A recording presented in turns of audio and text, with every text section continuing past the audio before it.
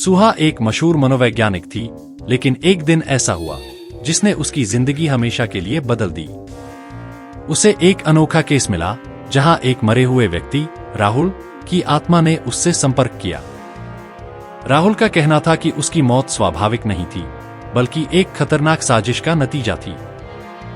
सुहा पहले तो इसे बस एक मनोवैज्ञानिक समस्या समझ रही थी, लेकिन जब उसके चारों ओर अजीब और भयानक घटनाएं होने लगीं, तब उसे समझ आया कि वो एक डरावनी सच्चाई का सामना कर रही है।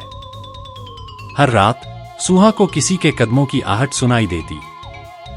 घर के दरवाजे अपने आप खुलने लगते, लाइट अचानक बुझ जाती और हर कोने से एक ठंडी हवा का झोंका आता।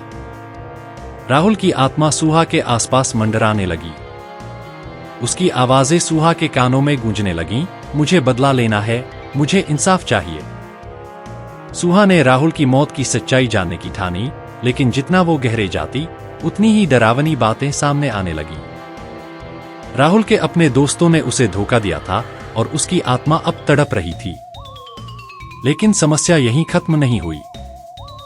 राहुल की आत्मा सिर्फ बदला लेने पर अड़ी थी। सुहा के सपने में भी वही डरावनी छवियां आने लगीं, राहुल के खून से लथपथ हाथ, उसकी चीखें और उसके दोस्त जो अब सुहा के पास भी आने लगे थे। रातें और ज्यादा खतरनाक होने लगीं। सुहा के घर में अब दरवाजे रात में अपने आप खुलने लगे। आईने में उसे अजीब छवियां दिखने लगीं, कभी राहुल की आत्मा, कभी खून से सने चेहरे और कभी हाथ उसकी तरफ बढ़ते हुए।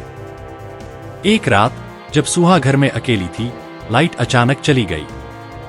वो जैसे ही अपनी टॉर्च ऑन करती, उसने देखा कि राहुल की आत्मा उसके ठीक सामने खड़ी है। उसकी आंखें खून से लाल, चेहरे पर गुस्सा और उसके मुंह से सिर्फ एक ही बात, मेरा बदला। सुहा की धड़कन तेज हो गई।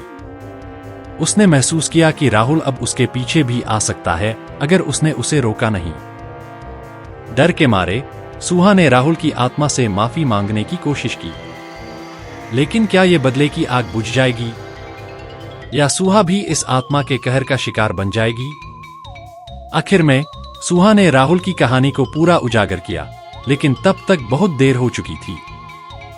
घर में खून से लथपथ निशान, राहुल की चीखें और हर कोने में मौत का साया मंडराने लगा।